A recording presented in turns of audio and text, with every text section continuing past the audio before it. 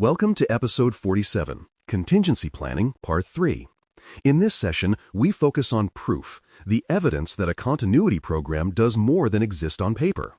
Every organization can draft recovery plans, but few can demonstrate that those plans truly work. Testing separates assumption from assurance. Proof means having verifiable records of backups, restorations, failovers, and communications that match what the policy promises. Without evidence, a plan is only hope dressed as procedure. With evidence, leadership can face disruption with confidence born of repetition. A credible continuity program does not wait for auditors or incidents to test itself. It tests continuously, documents results, and learns with every cycle. Building on that foundation, maintaining an inventory of backups with ownership mapping shows that data protection is not theoretical. The inventory should list each system, what is backed up, how often, and who owns its recovery.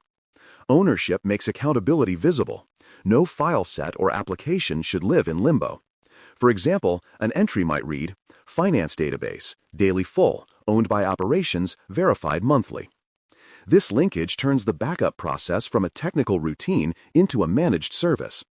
Auditors and managers alike should be able to trace any backup to a named owner who can explain its scope and health. Without this mapping, the organization cannot know who will act when data is needed most. From there, retention proofs and media lineage confirm that data remains recoverable across its full life cycle. Retention proof means showing logs and records that verify data was kept for the required period and not prematurely deleted. Media lineage describes where that data traveled, from initial storage to archive, offsite vault, or immutable cloud tier, and how custody was preserved. For instance, a record might show a backup created on disk, copied to encrypted tape, then sealed for 90 days before rotation. Lineage is the chain of custody for resilience, demonstrating that no link was broken. Knowing exactly where recovery copies reside protects both trust and compliance. Building on verification, sampled file restores with checksums provide detailed technical assurance. Rather than restoring entire volumes every time, teams can select representative samples and compare file integrity through checksums or hashes. These mathematical fingerprints prove that data restored matches the original bit for bit. For instance, a script might randomly select 100 files across systems and verify identical checksums between backup and production copies. When documented, this evidence demonstrates precision, not assumption. Sampling balances thoroughness with practicality, giving confidence that every layer, from backup software to media, performs exactly as intended. Continuing outward, failover exercises on alternate sites prove that location-based recovery works in practice. These exercises simulate total loss of a primary facility and activate alternate sites or cloud regions. Evidence includes logs of system activation, connection times, and service availability metrics. Lessons from these drills reveal bottlenecks in routing, authentication, or capacity. For instance, a failover might succeed technically but reveal limited bandwidth for concurrent remote sessions, evidence that guides investment. Practicing relocation validates not only technology but also coordination among teams, confirming that alternate sites stand ready, not symbolic. From there, communications exercise transcripts and action logs show that the human network functions as well as the technical one. Communication drills test alert cascades, message accuracy, and leadership updates. Transcripts capture who was contacted, how long it took, and what follow-up actions occurred. For example, a message sent to staff within 10 minutes of a simulated outage demonstrates speed, while responses recorded in the log show engagement. Reviewing transcripts helps refine templates, clarify escalation paths, and ensure messaging stays factual under stress. In a crisis, clear communication is as vital as electricity. It keeps coordination alive.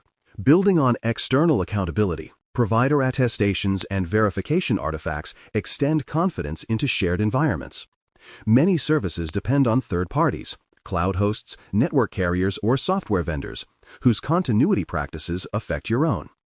Attestations such as signed test reports, audit summaries, or joint exercise outcomes prove that partners meet agreed expectations. Verification artifacts may include screenshots, data center readiness certificates, or recovery statistics from their own tests.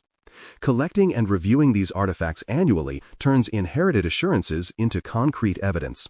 Shared resilience must be verifiable, not assumed. From there, exception and waiver documentation sets demonstrate honest governance. Sometimes controls cannot meet defined schedules or targets. Exceptions record what is missing, why it matters, and what compensating measures exist. Waivers, when approved, define expiration dates and responsible owners.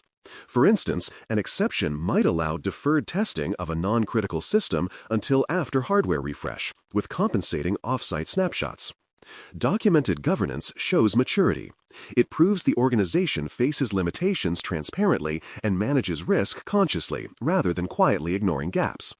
Auditors respect evidence of thought and action more than silence. Continuing the improvement cycle, lessons learned and playbook updates capture knowledge from each test and incident. Every exercise should end with a review: what worked, what failed, what needs revision.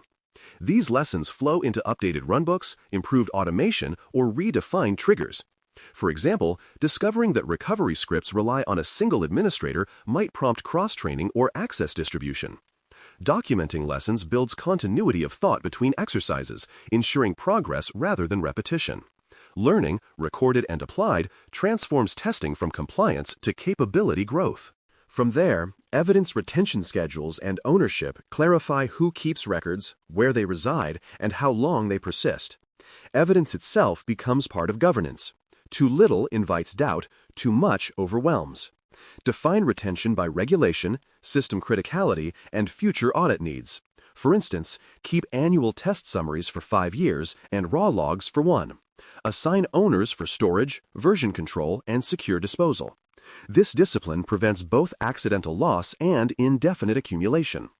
Evidence must remain accessible long enough to prove reliability, but not so long that it creates its own risk. Building further, awareness of common pitfalls and documented remediation criteria ensures that testing leads to meaningful correction.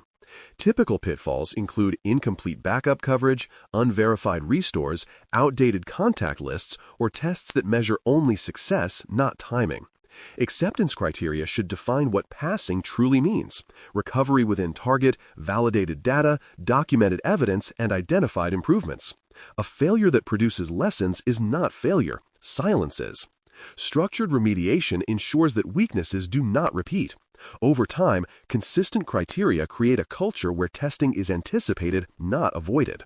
In closing, credible testing builds confidence in leadership, in auditors, and in the teams who will one day rely on the plan. Evidence of real results, from backups to communication drills, shows that continuity planning is alive, measured, and evolving. Proof replaces promises, and readiness becomes visible through data.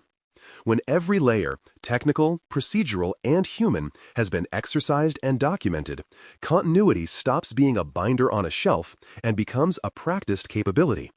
Confidence grows not from luck, but from evidence gathered in calm times to withstand chaotic ones.